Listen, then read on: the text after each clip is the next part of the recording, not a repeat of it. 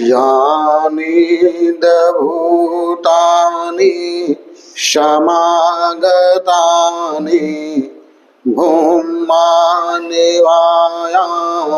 वन्तलेके तथागतं देव मनुष्यपूजितं बुद्धं नमामि शुभादिहोतु। यानि भूतानि समागतानि भूमानिवायानि वन्तलेके तथागतं देव मनुष्यपूजितं धम्मं नमामि शुभादिहोतु।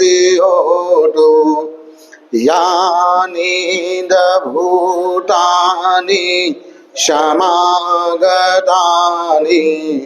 भूमानिवायानि वन्तलेके तथागतं देव मनुष्यपूजितं संघं नमामि शुभादिहोतु। सर्वप्रथम महाकारुणिक सम्यक संबुद्ध को त्रिवार वंदन करते हुए तदोपरांत परम पूज्य बोधसत्व बाबा साहब डॉक्टर भीमराव अंबेडकर जी के प्रति कृतज्ञता का भाव प्रकट करते हुए तदोपरांत श्रद्धावान उपासक श्रद्धावान उपासकाओं और बच्चों, आप सभी के प्रति मंगल मैत्री की भावना प्रकट करते हुए आज सर्वप्रथम आप सभी लोगों को सावन की पूर्णिमा की उपोषित पालन की हार्दिक मंगल कामनाएं। आज का दिन बड़े महत्व का दिन है, क्योंकि बौद्ध परंपरा में जो पूर्णिमा है सारे महत्व की है। पूर्णिमा जो भगवान बुद्ध कहते हैं, पूर्णिमा के दिन जो आदमी परिशुद्ध मन से, परिशुद्ध वाणी से, पशु शरीर से धर्म का पालन करता है तो उसकी जो मनोवांछित इच्छा है पूर्ण होने की ओर अग्रसर होता है। तो इस भाव से पूर्णिमा सभी प्रकार की मनोकामना पूर्ति करने के लिए एक साधन का दिन है। बौद्ध परंपरा में ऐसा भगवान ने बताया है उपोषित के पालन के लिए कि महीने के प्रत्येक जो 2 अष्टमी हैं उनको उपोषित का पालन करना चाहिए। अमावस्या है उसको उपोषित का पालन करना चाहिए और पूर्णिमा को उपोषित का पालन करना चाहिए। इसके अलावा अन्य जो दिन है उस दिन भी उपोषित का पालन अपनी स्वेच्छा के आधार पर, अपनी सामर्थ्य के आधार पर कर सकते हैं। और वर्षा काल में तो ऐसे भी लोग होते हैं जो संकल्प उपोषित लेते हैं।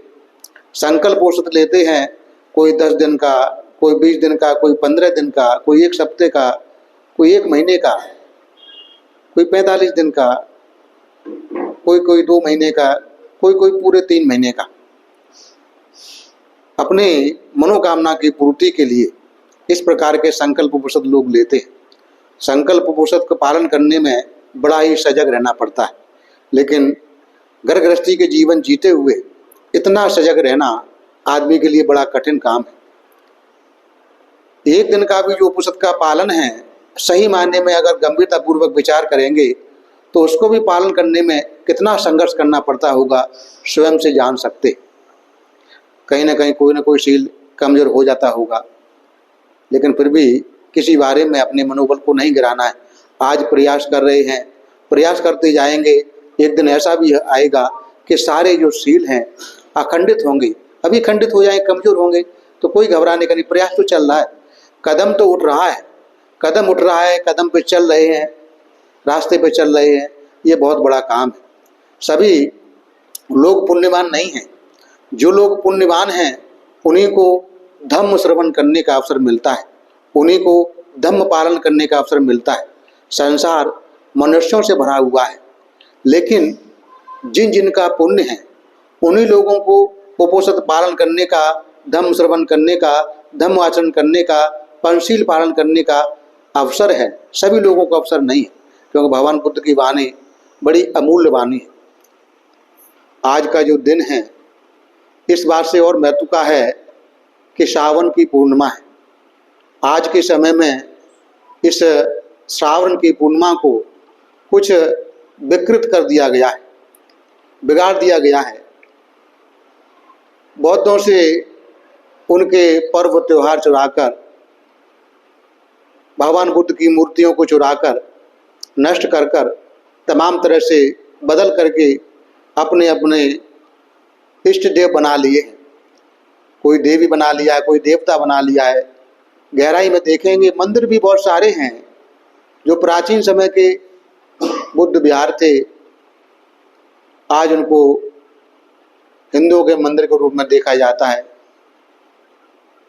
क्योंकि सत्ता के आधार पर, शासन के आधार पर सारा कुछ चलता है। सत्ता परिवर्तन हुआ तो व्यवस्था परिवर्तन हुआ,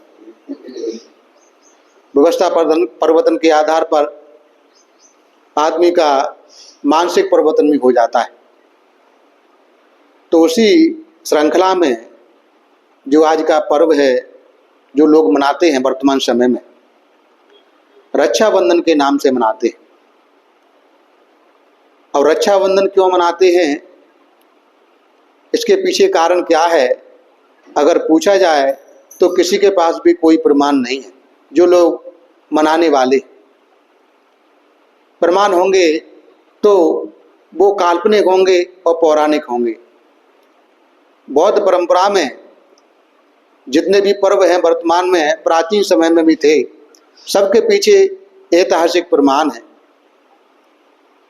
तो काल्पनिक और ऐतिहासिक में सत्यता में बड़ा अंतर होता है। रक्षाबंधन वास्तव में, ये रक्षाबंधन आज का जो रूप दे दिया, हिंदी नाम दे दिया, ये रक्षा सूत्र था। रक्षा सूत्र कैसे था? सबसे पहले जो आज का दिन का महत्व का है, उसके पीछे कारण क्या है। श्रावस्ती में अंगुलीमाल नाम का एक व्यक्ति था। पहले वह अहिंसक नाम से था, एक अच्छा शिष्य था गुरु का। कुछ उनके सहपाठी लोगों ने गुरु का दिमाग बिगाड़ दिया और उसके प्रति द्वेष भावना भर दी, घृणा पैदा कर दी, और घृणा के भाव से उनके गुरु ने उनको एक दक्षिणा के रूप में दंड दिया। दक्षिणा के रूप में दंड दिया कि जाओ 1000 लोगों के उंगलियां की माला हमको दक्षिणा के रूप में दो। आज्ञाकारी शिष्य अहिंसक नाम से था, चला गया।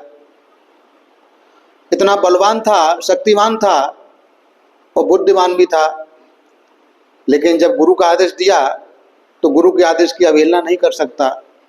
उस काम में लग गया, मनुष्यों को मारता, उंगली काटता, माला बनाता। उसके पास शारीरिक बल बहुत था, तो जहां भी रुकता उसके रास्ते में किसी की जाने की हिम्मत नहीं होती। इतना उसका जो डर श्रावस्ती में व्याप्त हो गया, फैल गया। सभी लोग उससे घबराने लगे, डरने लगे, रास्ते में जाने से, अकेले में जाने से कतराने लगे। अकेले के साथ में क्या 10-10 लोग भी एक साथ जाने में घबराने लगे, क्योंकि वो एक साथ में एक अकेला व्यक्ति 40 लोगों को परास्त करने की शक्ति रखता था। तो इस कारण से उसके सामने लोग नहीं पड़ते थे। श्रावस्ती में बड़ा ही डर का माहौल था। तो श्रावस्ती की जनता ने वहाँ के राजा प्रसेनजित ने कहा कि राजन हमारी रक्षा करें। अंगुलीमाल नाम का डाकू, क्योंकि उसका अंगुली काटता था इसलिए उसका नाम अंगुलीमाल पड़ गया, अंगुलियों की माला पहनता था।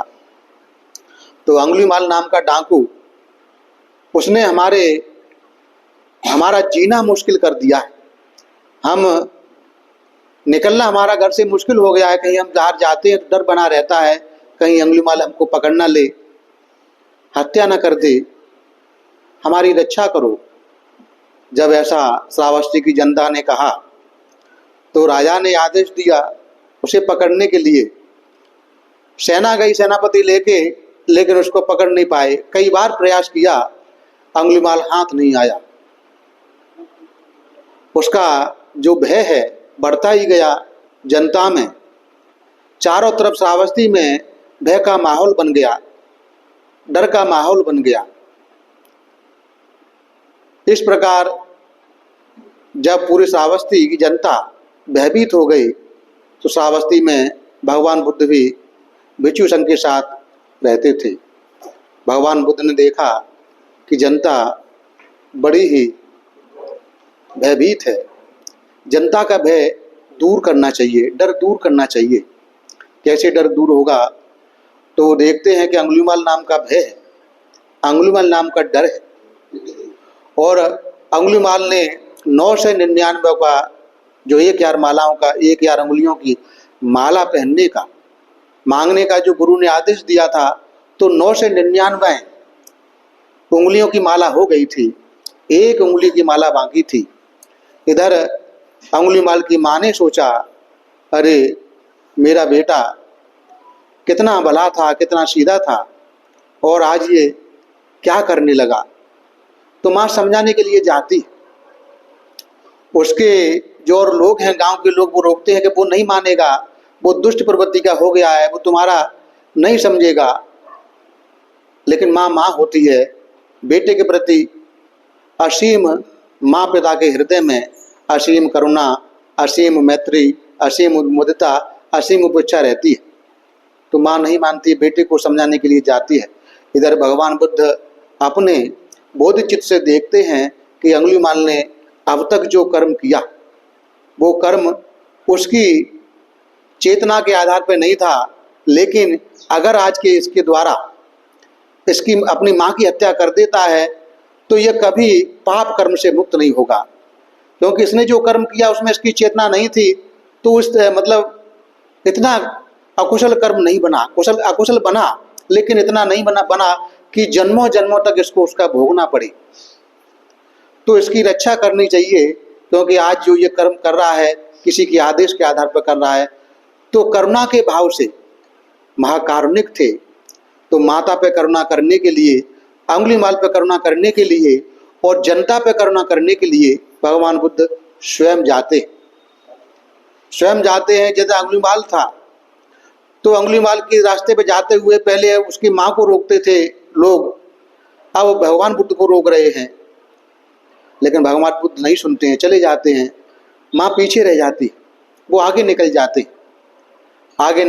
हैं, माँ बहुत पीछे रह जाती, बहुत ज़्यादा पीछे रह जाती है माँ, बहुत आगे, और भगवान बुद्ध बहुत आगे निकल जाते। बहुत आगे निकलने पर वहीं पहुंच जाते हैं जहां अंगुलीमाल निवास करता है।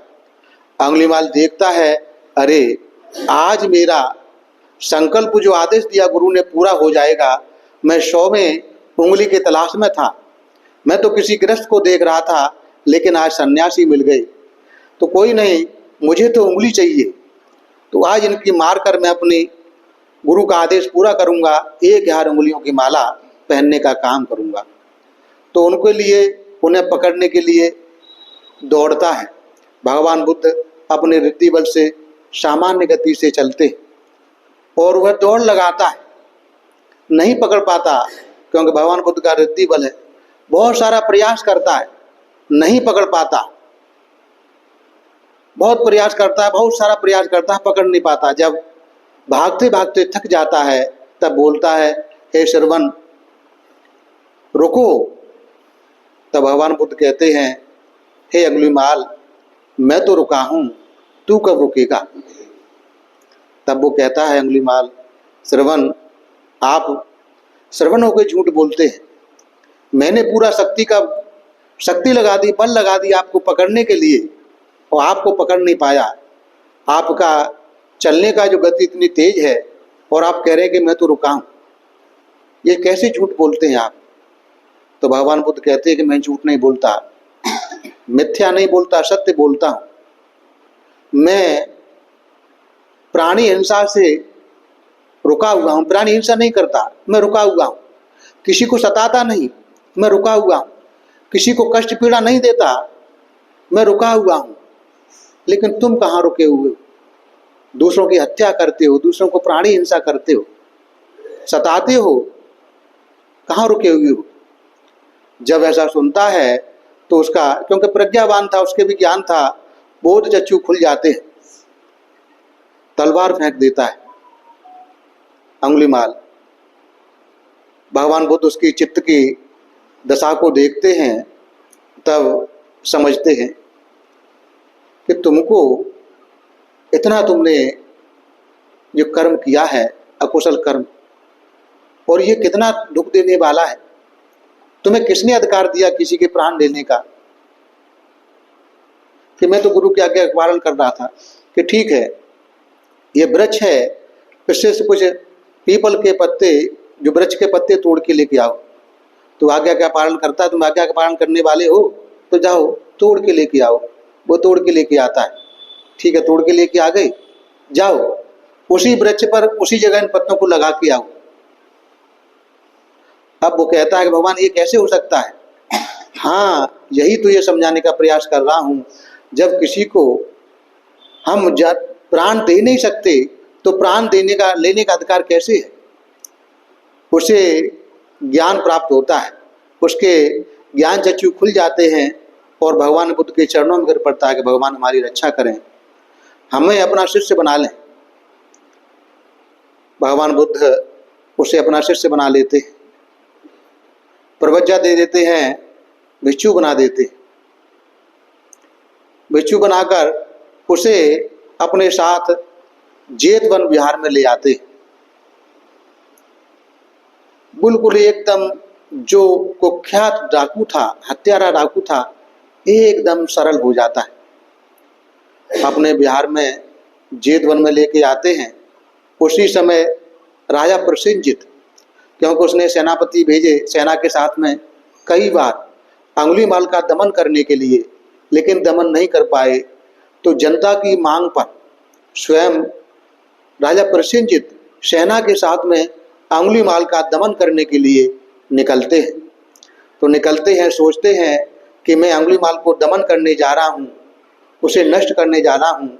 तो जाते हुए भगवान बुद्ध से मैं आशीर्वाद ले लूँ और उनसे मार्गदर्शन प्राप्त कर लूँ, तब जाऊँगा तो अच्छा रहेगा। इस प्रकार सेना को बाहर छोड़कर, अपने शस्त्रों को बाहर छोड़कर जेत वन विहार में राजा प्रसेनजित जाता है, भगवान को वंदन करता है, नमस्कार करता है, एक ओर बैठ जाता है। तो भगवान राजा को तैयारी अवस्था में देखते हैं, तो पूछते हैं, राजन कहीं जाने का, कहाँ जाने का, प्रस्थान करने का विचार हो रहा है? तब राजा प्रसेनजित कहता है कि भगवान, मेरे राज्य में एक अंगुलीमाल का डाकू हुआ है और उस डाकू की वजह से मेरी सारी जनता, श्रावस्ती की सारी जनता भयभीत है, डरी हुई है, बार बार हमसे याचना करती है रक्षा के लिए कि हमारी रक्षा करो। और जनता की रक्षा के लिए हमने सेनापति भेजे सेना के साथ में, लेकिन वो कुछ भी हासिल नहीं कर पाए। तो मुझे लगा कि स्वयं निकलना चाहिए। तो आपका दर्शन करके, आपका मार्गदर्शन लेके अगर मैं जाऊंगा तो मेरा उद्देश्य पूरा होगा। तो भगवान मेरा मार्गदर्शन करें, मुझे आशीर्वाद दें। तब भगवान कहते हैं कि राजन, अगर अंगुलीमाल भिक्षु के वेश में हो तो आप क्या करेंगे? तो वो कहता है राजा कि भगवान, ऐसा संभव नहीं है, एक कुख्यात आदमी भिक्षु बन जाए, ऐसा संभव नहीं है। अगर ऐसा हो जाए तो मैं उसे पंचांग प्रणाम करूंगा, उसकी आवश्यकताओं के जो सामान लगते हैं 4 प्रत्ययों से सेवा करूंगा, उसे चीवर हाथ दूंगा, उसे भोजन की व्यवस्था करूंगा, रहने की व्यवस्था करूंगा, उसे जो भेषज लगता है उस सारे की व्यवस्था करूंगा अगर वो भिक्षु बन जाए। लेकिन ऐसा संभव नहीं है कि अगर अंगुलीमाल भिक्षु के वेश में आपके सामने आ जाए तो भी राजन उसे नमस्कार करूंगा। तब वो भगवान कहते अंगुलीमाल से, अंगुलीमाल इधर आओ। सामने लेके आते हैं, अंगुलीमाल को देखता है, पहले में भयभीत हो जाता है। वहाँ के जो लोग थे सबके अंदर डर पैदा हो जाता है, डर जाते हैं। लेकिन भिक्षु का वेश है, भगवान कहते हैं, भगवान कहते राजन डरो नहीं। जैसे कोई जहरीला सर्प होता है, उसके जहर के दांत निकाल दिए जाते हैं, इस प्रकार का इसका स्वभाव है। आज ये किसी को काटने वाला नहीं है, इसके जो जहर के दांत हैं वो निकल चुके।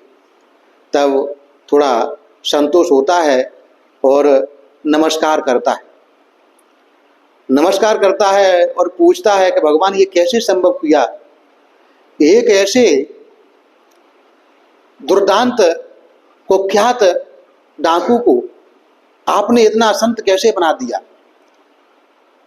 जब हम जय मंगल अट्ठगाथा बोलते हैं तो एक गाथा है, उसमें बोलते हैं ओखिद खग मथयत सुदारु नंतन धावंत योजन पथ बुलिमाल बंतन इदीप संक खटो मनो जितवा मुनिंदो तंग तेज सा भवत ते जय मंगलानी। अंगुलीमाल के संबंध में एक आशीर्वाद गाथा उसमें आती है, जय मंगल गाथा में। वो खिद खग मथयत, एक तलवार को, नंगी तलवार को, भारी तलवार को लेके जो जंगल में राज करता है, ऐसे दुर्दांत व्यक्ति को भगवान किस प्रकार से लाते हैं। सुधारण में तुम से वेदना, वो धावंत योजन पथ गुलिमाल बंतन, जो एक क्षण में एक योजन तक भागने की शक्ति रखता है, इतनी शक्ति रखने वाले व्यक्ति को भगवान बुद्ध ने कैसे जीता। मैं तुम से वेदना, वो धावंत योजन पथ गुलिमाल बंतन इद्दू पदेश खंत इद्दू पद मन खतो, थोड़ा बोलने में अभी नहीं आ पा रहा है, किस प्रकार जीता। तो बोलते कि रिद्धि बल से मन को शांत करके इसको विजय प्राप्त की, जितवा मुनिंदो तंग तेजी सा भवते जय मंगलानी। इस प्रकार भगवान ने अंगुलीमाल पर विजय प्राप्त की रिद्धि बल से, धर्म के रास्ते पे लाकर, मन में धर्म उत्पन्न कर कर भगवान ने बताया। भगवान को वो राजा वंदन करता है, वहाँ जनता भी थी, वो भी वंदन करते हैं। और जैसा कि राजा ने कहा था कि 4 प्रकार से सेवा करूँगा, तो वह कहता है अंगुलीमाल से कि बनते, हम आपको चीवर दान करते हैं, भोजन दान करने के निमंत्रण देते हैं और सारी आवश्यकता पूर्ति का हम आपको निमंत्रण करते हैं। तो अंगुलीमाल बोलता है कि राजन, मेरे पास पर्याप्त है, चीवर मेरे पास पर्याप्त है, मुझे नहीं चाहिए, खाना मेरा हो गया है, किसी की आवश्यकता नहीं है। तो इस प्रकार ये जो अंगुलीमाल की प्रवज्जा का हुई थी, जो जनता श्रावस्ती की डरी हुई थी, भयभीत थी, उस भय से मुक्ति दिलाई, श्रावस्ती की जनता की रक्षा की। वो दिन था सावन की पूर्णिमा का दिन था, जो आज का दिन है ना, इसी दिन अंगुलीमाल की प्रवज्जा का दिन था। तो अंगुलीमाल के भय से श्रावस्ती की जनता को मुक्त किया था, रक्षा की थी। जनता बड़ी खुश हुई, प्रसन्न हुई। उत्सव के रूप में अंगुलीमाल की प्रवज्जा का दिन उन्होंने मनाया था। उनका डर निकल गया था, तो रक्षा सूत्र परिधान लिया था और उत्सव के रूप में इस दिन को उन्होंने मनाया था, सावन की पूर्णिमा को। तो ऐसा उस समय उत्सव मनाया बड़ा जोर का जनता ने, क्योंकि किसी का कोई डर निकल जाता है, भय निकल जाता है, हृदय में प्रसन्नता जागती है तो नाचने लगते हैं, गाने लगते हैं। किसी के साथ आज भी होता है वर्तमान समय में, उस समय भी ऐसा हुआ। ये पहली सावन की पूर्णिमा का पहला प्रमाण है कि इस समय जो रक्षा हुई थी, रक्षा करने का काम किया, किसी बहन की रक्षा नहीं की, किसी भाई की रक्षा नहीं हुई, किसी भाई ने बहन की रक्षा नहीं की। भगवान ने अंगुलीमाल को प्रवचित करके श्रावस्ती की जनता की, संपूर्ण जनता की, मानव की जो था, उनको सुख प्रदान किया, उनका रक्षण हुआ। तो जनता ने अपनी रक्षा के उद्देश्य करके पर्व मनाया था, त्योहार मनाया था। कुछ समय तक ये चलता रहा। एक दूसरी घटना है जो भगवान बुद्ध के जाने के बाद की है। भगवान बुद्ध के जाने की बाद की घटना क्या है कि जब भगवान बुद्ध, हाँ ये घटना थोड़ी रह गई, इसी दिन जो अनाथ पिंडक जिन्होंने जीतवन विहार सोने के सिक्के बिछाकर दान किए थे, तो 1 से 60 सूत्रों को कंठस्थ किया था। भगवान बुद्ध ने जो धर्म है उसके 1 से 8 सूत्रों को कंठस्थ कर कर लोगों को सुनाए थे। वो भी दिन आज का ही दिन था, सावन की पूर्णिमा का। तीसरी घटना, 2 घटनाएं भगवान बुद्ध के जीते जी हुई। ये तीसरी घटना जो घटी भगवान बुद्ध के महापरिनिर्वाण होने के बाद में, जो भगवान बुद्ध ने आखिरी शिष्य बना था सुभद्र करके, दूसरी परंपराओं का मानने वाला था। भगवान बुद्ध ने रास्ता दिखाया। अब वो क्यों प्रवचित हुआ, उसकी मानसिकता क्या थी, उस समय के नहीं जानते। लेकिन जब भगवान बुद्ध का महापरिनिर्वाण हो गया और वह उनका महापरिनिर्वाण होने पर उसे प्रसन्नता हुई और लोगों में प्रचार कर रहा था कि अब हम मनमानी करेंगे, अब हमारा कोई अनुशासन करने वाला नहीं है। इस प्रकार कहते हुए जा रहा था और भगवान बुद्ध के तभी दाह संस्कार नहीं हुआ था। उस समय महाकश्यप बंते ने ये बात सुनी, क्योंकि महाकश्यप बंते के इंतजार में ही भगवान बुद्ध का दाह संस्कार होना बाकी था। तो वो आते हैं भगवान बुद्ध के दर्शन के लिए और सुभद्र की इस वाणी को सुनते हैं। दाह संस्कार होता है, बाद में अस्थियों का विसर्जन होता है। अस्थियों का विसर्जन होने के बाद में मंत्रणा होती है कि आज भगवान बुद्ध के महापरिनिर्वाण के बाद में एक भिक्षु इस प्रकार का हर्ष प्रकट कर रहा था। तो हो सकता है कि आगे भी लोग इसी प्रकार का अपना हर्ष प्रकट करें। तो क्यों ना हो भगवान के सूत्रों का संग्रह कर लिया जाए, इनका सज्जायना कर ली जाए, ऐसा विचार विमर्श करते हैं। तो सभी लोग इसके लिए सहमत हो जाते हैं। फिर विचार किया जाता है कि भगवान बुद्ध की वाणी को कितने भागों में बांटा जाए। तो उस समय 2 भागों में बांटने पर विचार हुआ। भगवान बुद्ध ने वाणी जो बोला, शुद्ध शिक्षाएं, उसको एक भाग किया जाए। दूसरा, भगवान बुद्ध ने जो विनय बताए, भिक्षुओं के लिए जो नियम बनाए, उसका दूसरा भाग किया जाए कि ठीक है, ऐसा उचित रहेगा। इस प्रकार शुद्ध और विनय का संग्रह करने का विचार हुआ। फिर आगे विचार किया गया कि शुद्ध भगवान के साथ में कौन लोग ज़्यादा रहे, किनको ज़्यादा मालूम है। तो सभी ने कहा कि भगवान बुद्ध के साथ में आनंद छाया की तरह रहे हैं और आनंद की जो याद करने की क्षमता है वो अथाह है। उन्हें भगवान बुद्ध की सारा धर्म याद है और विनय के पालन करने में, विनय के नियमों के बारे में उपाली है। एक एक नियम के बारे में विनय के नियम के बारे में उपाली जानते हैं।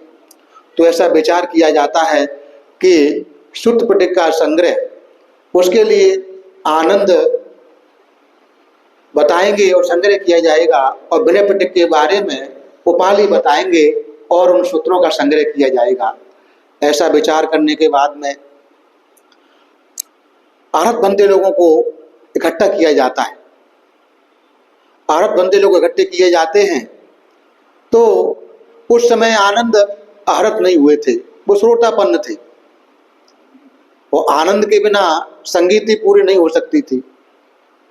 उनका जो देहावसान हुआ वो बैसाखी पूर्णिमा का दिन था। तब ऐसा विचार किया था, आनंद आपके पास समय है 3 महीने का, 3 महीने में आप मुक्त अवस्था को प्राप्त करें और संगीति में भाग लें, नहीं हम संगीति को किसी और को नियुक्त करके शुरू कर देंगे।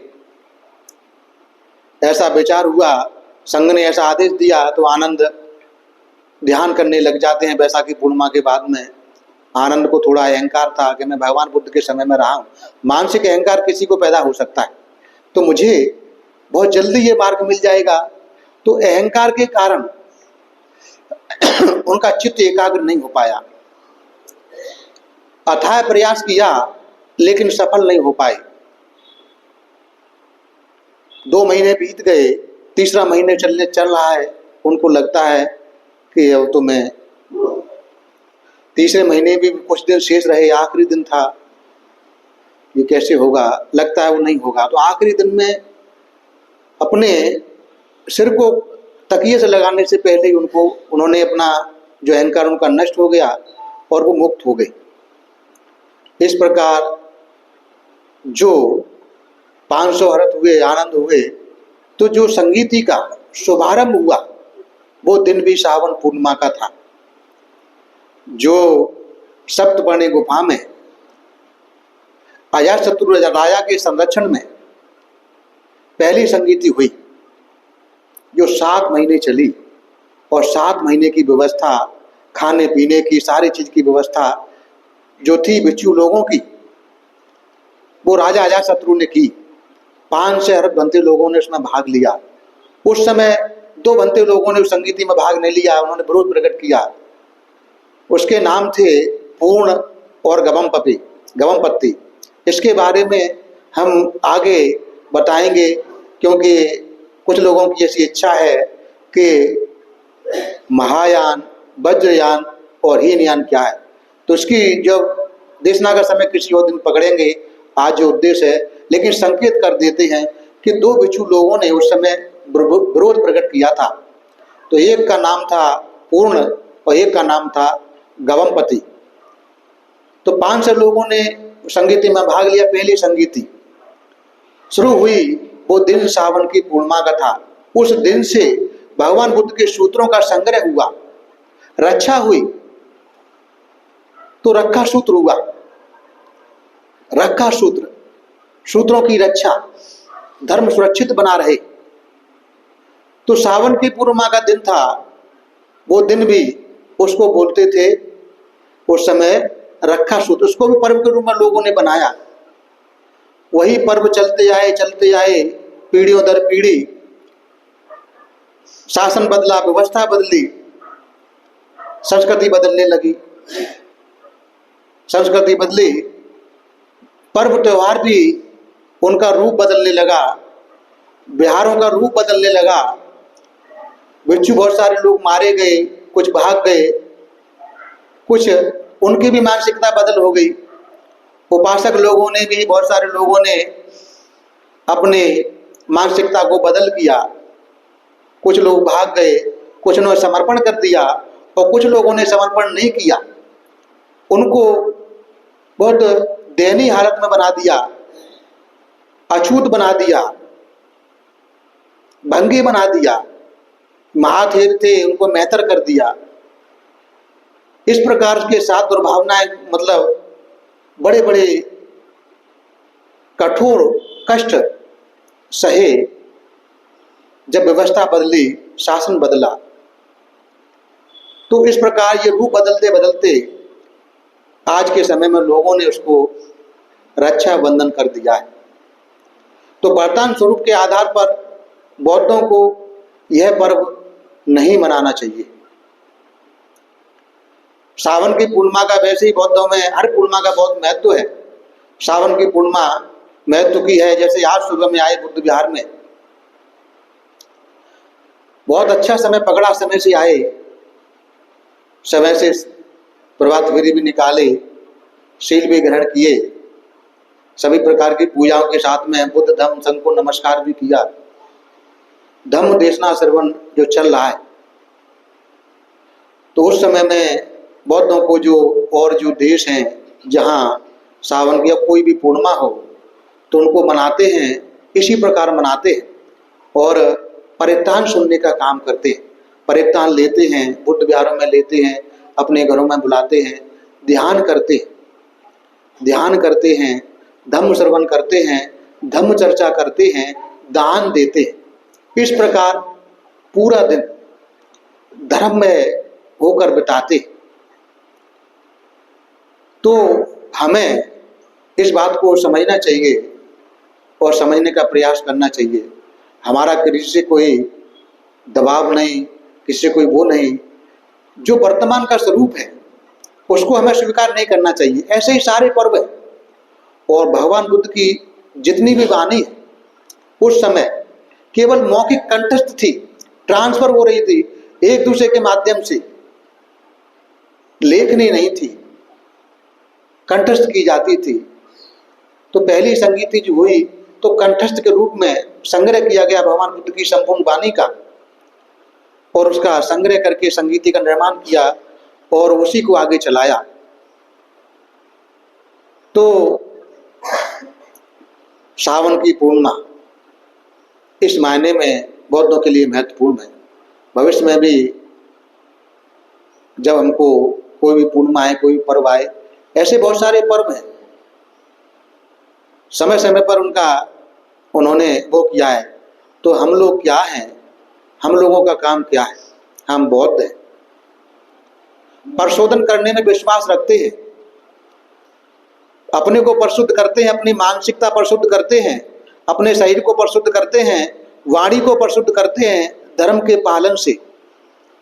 इसी प्रकार हम अपने पर्व को, अपने त्योहार को जो हमारा था उसे परिशोधन करके परिशुद्ध रूप में मना सकते, परिशुद्ध रूप में। इस प्रकार का नहीं कि एक बहन भाई को रक्षा सूत्र बांधेगी, राखी बांधेगी और वो रक्षा करेगा और भाई उसके रूप में उपहार देगा। एक ही दिन में रक्षा करने से होती क्या? रक्षा तो भाई के लिए जीवन भर की है। रक्षा क्या, कैसे हो सकता है? आदमी कौन रक्षा कर सकता है? धर्म एक ऐसा रास्ता है, धर्म का पालन ही ऐसा मार्ग है एकमात्र जिससे हम अपनी रक्षा कर सकते हैं और दूसरों को रक्षा करने की प्रेरणा दे सकते हैं, शक्ति प्रदान कर सकते हैं, और कोई दूसरा रास्ता नहीं है। तो इसको समझना पड़ेगा कि धर्मवान होकर हम अपनी रक्षा करें और दूसरों की रक्षा में हम अपना योगदान दें। तो मैं समझता हूँ अगर इतने में आप का भोजन हो गया हो मानसिक, तो मैं खत्म करूं, नहीं आगे उपनिषद के बारे में और बोलूं, उसमें और समय लगेगा इतना ही लगभग। क्या बोलते हैं? और सुनना चाहते हैं आगे? कितना भी मतलब पर्याप्त हो जाएगा? और जाएगा और समय लगेगा? मानसिक भोजन पर्याप्त हो गया ना? लोगों को जाना ही पड़ेगा, तो कोई बात नहीं। आज आप लोगों ने सुबह में जो धर्म को पालन करने के लिए इस श्रावणी पूर्णिमा को सही रूप से मनाने के लिए सुबह सुबह प्रभात फेरी निकाली, यानी शांति का संदेश दिया, स्वच्छता का संदेश दिया, और उसके बाद में बिहार में आकर उपोषण ग्रहण किया,